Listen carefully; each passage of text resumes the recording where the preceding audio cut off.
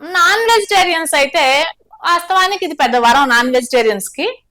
ప్రతిరోజు లేడీస్ గనక అయితే గనక 250 గ్రాములు చికెన్, మటన్, ఫిష్, ప్రాన్స్, మీకు ఇష్టం ఏ నాన్ వెజ్ అయినా పర్లేదు, కానీ అన్నిట్లోకి చాలా మంచి నాన్ వెజ్ ఏంటయ్యా అంటే పోర్క్, అంటే పంది వారు నుంచి వచ్చే ఆయిల్ చాలా మంచిది బాడీకి.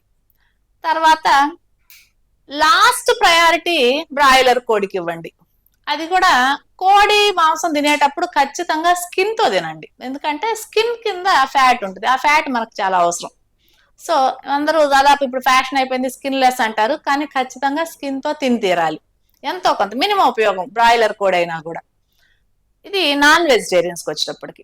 అట్లాగే వెజిటేరియన్ నాన్ వెజ్ తిని ఉంటే సరిపోతుంది అంటే ఖచ్చితంగా కాదు. నాన్ వెజ్ 250 గ్రామ్స్ తింటే, ఇందాక చెప్పుకున్నాం లేడీస్ అయితే 250 గ్రామ్స్, జెంట్స్ 300 గ్రామ్స్ తినొచ్చు. ఈ నాన్ వెజ్ ఏదైనా కూడా జెంట్స్ 300 గ్రామ్స్ తినొచ్చు.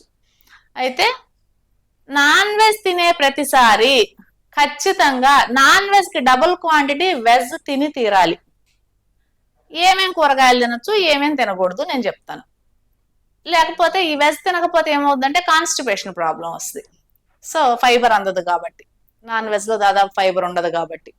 సో వెజ్ లో కొన్ని కూరగాయల్ని పూర్తిగా నిషేధం, కొన్ని కూరగాయలు ఒక పరిమితంగా తీసుకోవచ్చు.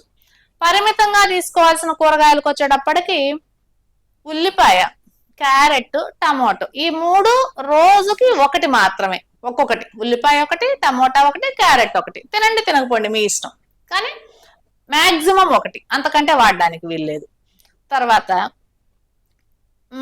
కొన్ని కూరగాయలు పూర్తిగా నిషేధం, ఏంటంటే బంగాళదుంప, చిలగడదుంప, బీట్రూట్, కంద, పెండలం, అరటికాయ, కూర అరటి, ఆ తర్వాత చిక్కుడు జాతికి వచ్చేటప్పటికి గోరు చిక్కుడుకాయ ఎంతైనా తినొచ్చు, కాకుండా ఇక ఏ చిక్కుడు తినడానికి లేదు, అంటే అలసంద, బీన్స్, పప్పు చిక్కుడు ఇవేమీ తినడానికి లేదు, గోరు చిక్కుడు మాత్రం అలౌడ్. సో ఇవి కూరగాయల్లో పూర్తిగా నిషేధం. ఇట్లా ఇవి తింటూ ఇంకొకటి ఏంటంటే, మనం మొన్న ఎపిసోడ్ లో చెప్పుకున్నాం ఇడ్లీలు, దోశలు అవి ఇవి అని వేటితో చేయాలి అని. వీటన్నిటికీ ఉన్నటువంటి ఒకే ఒక్క అవకాశం ఏంటంటే డ్రై ఫ్రూట్స్.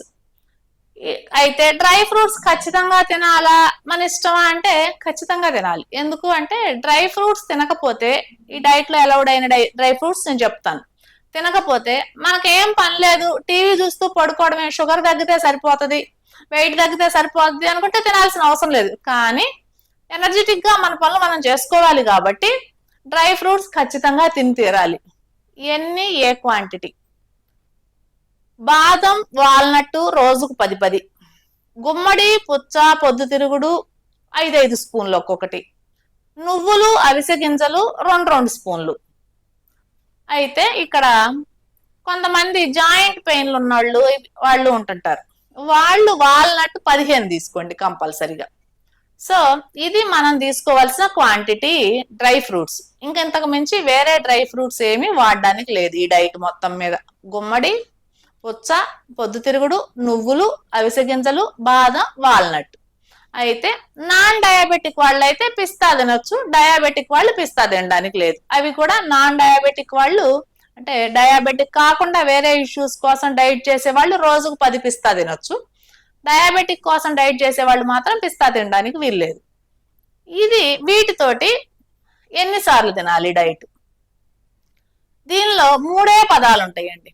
ఒకటి 1 మీల్, 2 2 మీల్, 3వది లిక్విడ్ డైట్. 1 మీల్ అంటే ఏంటి, 2 మీల్ అంటే ఏంటి, లిక్విడ్ అంటే ఏంటి? నేను ఇందాక చెప్పినటువంటి 60 గ్రాముల ఫ్యాట్ ఏదైతే ఉందో అది 1 మీల్లో 2 మీల్లో మాత్రమే. లిక్విడ్ డైట్ లో అయితే రోజుకు 100 గ్రాములు డైరెక్ట్ ఫ్యాట్ వెళ్ళి తీరాలి. 1 మీల్ అంటే మనం తినాల్సిన మొత్తం, అంటే పంటితో కొరికి తినే ప్రతిదీ కూడా ఒకేసారి పెట్టుకొని రోజు మొత్తం మీద, ఎప్పుడు అనేది కాదు, మన ఇష్టం, మనకు ఆకలైనప్పుడు ఒక ½ అన్ అవర్ టైం పెట్టుకొని ఆ ½ అన్ అవర్ లోపల మొత్తం తినేసేయడం, ఇది 1 మీల్. 2 మీల్ అంటే ఎప్పుడు తినాలి? మనకున్నటువంటి 24 గంటల్లో 13 గంటలు పూర్తిగా ఏమి తినేది లేదు, మిగిలిన టైం ఇంకా బెటర్ రిజల్ట్ అయితేనండి 16 గంటలు ఏమీ తినకుండా, అంటే ఫాస్టింగ్ విండో 16 గంటలు చేసుకొని 8 గంటలను ఈటింగ్ విండో చేసుకొని మన ఇష్టం. ఏ 8 గంటలు అనేది మన కన్వీనియంట్. ఎందుకంటే వేరే ఒక దేశంలో ఉన్న టైమింగ్స్ ఇంకో దేశం అట్లా డిఫరెంట్గా ఉంటాయి. ప్లస్ ఒక్కొక్కరి ఆఫీస్ టైమింగ్స్ కావచ్చు వేరు కాబట్టి మన ఇష్టం వచ్చింది. ఒక 8 అవర్స్ ఈటింగ్ విండో పెట్టుకొని మీరు తినాల్సిన ఏదైనా ఈ 8 అవర్స్ మధ్యలో 2 సార్లు, అంటే ఆ మీల్ కి మధ్య మాక్సిమం 8 అవర్స్ గ్యాప్ అంతే, అంతకంటే ఉండడానికి లేదు. ఒక 16 అవర్స్ ఫాస్టింగ్ విండోలో కనుక పెడితే మంచి రిజల్ట్ వస్తుంది. బాడీ ఆ 16 అవర్స్ లో తను మొత్తం రిపేర్ చేసుకుంటుంది. సో ఇది 2 meal, 1 meal 2 meal liquid. So liquid ఎవరు చేయాలి, అసలు లిక్విడ్ డైట్ అవసరమేనా, ఎవరు చేయాలి? లిక్విడ్ డైట్ ఇద్దరు చేయాలి. ఒకటి డైట్ లో తప్పు చేసిన వాళ్ళు, తప్పు చేయడం అంటే పొరపాటున ఏదో ఒకటి తిన్నాళ్ళు ఖచ్చితంగా తర్వాత లిక్విడ్ డైట్కి వెళ్లాల్సిందే. మినిమం 5 రోజులు లిక్విడ్ డైట్ చేస్తే మళ్ళీ మొత్తం కీటోసిస్ లోకి వస్తుంది బాడీ. రెండోది 100 kgs కంటే ఎక్కువ ఉన్నవాళ్ళు లిక్విడ్ డైట్ చేస్తే త్వరగా వెయిట్ రిడక్షన్ జరుగుతుంది. వీళ్ళిద్దరు లిక్విడ్ డైట్ చేయాలి. మిగిలిన వాళ్ళు లిక్విడ్ డైట్ చేయాలా అంటే మనకు ఓపిక ఉంటే, వాస్తవంగా నా అబ్జర్వేషన్ లో నేను చూసింది లిక్విడ్ డైట్ లో చాలా వండర్స్ జరుగుతున్నాయి.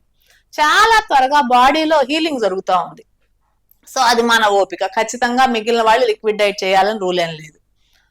ఇది 1 మీల్ 2 మీల్ లిక్విడ్ డైట్లకు సంబంధించింది. ఈ లిక్విడ్ డైట్ లో ఖచ్చితంగా రోజుకి 100 గ్రాముల ఫ్యాట్ తీసుకుని తీరాలి, లేదంటే